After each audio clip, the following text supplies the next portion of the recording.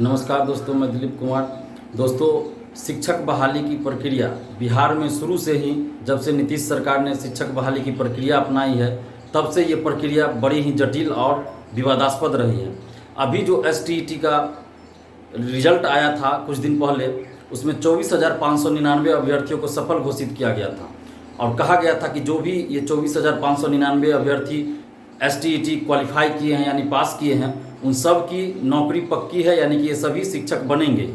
और कल 3 सब्जेक्ट का रिजल्ट प्रकाशित किया गया जो बाकी था, तो कुल मिलाकर 30,676 अभ्यर्थियों को STET में सफल घोषित किया गया और कहा जा रहा है कि 6,794 सीट इसके बावजूद खाली रह जाएगा, क्योंकि उतने अभ्यर्थी सफल नहीं हुए हैं।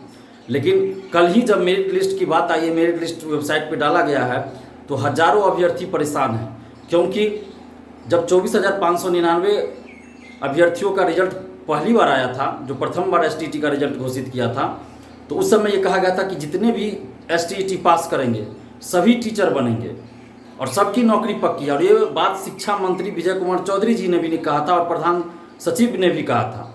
और कल जब मेरिट लिस्ट की बात आई, वेबसाइट पर डाला गया, तो हज़ारों अभ्यर्थी परेशान हैं, क्योंकि उनका STET वो क्वालिफाई है, STET वो क्वालिफाई हैं, पास हैं, लेकिन मेरिट में उनको दिखा रहा है कि नॉट इन मेरिट, यानी कि मेरिट में उनका कोई जगह नहीं बन पाया। तो अब आप बताइए कि ये कैसे संभव हो सकता है, जब 24,599 अभ्यर्थी सफल हुए और मेरिट भी 24,599 का ही दिखा रहा है टोटल संख्या में, तो फिर जब हज़ारों अभ्यर्थी मेरिट में है भी नहीं, उनका दिखाया जा रहा है कि नॉट इन मेरिट, तो फिर हज़ारों अभ्यर्थी जब मेरिट से बाहर हो गए हैं, तो फिर मेरिट के अंदर कौन आया? आखिर ये जो हज़ारों अभ्यर्थियों को मेरिट से बाहर किया गया, तो फिर मेरिट के अंदर कौन आया? जब संख्या उतनी ही है तो संख्या कम नहीं चाहिए थी। 24,599 जो संख्या थी वो कम होनी चाहिए थी, लेकिन मेरिट में तो संख्या उतना ही दिखाया जा रहा है। तो फिर जब हज़ारों अभ्यर्थी जब अपना चेक कर रहे हैं मेरिट का, तो उनका लिस्ट में नाम नहीं है और लिख रहा है नॉट इन मेरिट। और ऐसे सैकड़ों अभ्यर्थियों ने मुझे व्हाट्सएप पे अपना मार्क्स वगैरह सब कुछ भेजा है और ये स्क्रीनशॉट भी भेजा है जिसमें लिखा हुआ है नॉट इन मेरिट। तो फिर जब हज़ारों अभ्यर्थियों को आप मेरिट से बाहर किए, तो फिर हज़ारों उनके जगह पे हज़ारों अभ्यर्थी मेरिट के अंदर आए होंगे, तो ये कैसे आ सकते हैं? ये कैसे संभव है? ये साफ साफ जाहिर है कि आपने RCP टैक्स के रूप में पैसा लिया होगा, जिन लोगों ने पैसा दिया होगा उनको आप अंदर कर दिया और पास वाले को फेल और फेल वाले को पैसा लेके आप पास किए हैं।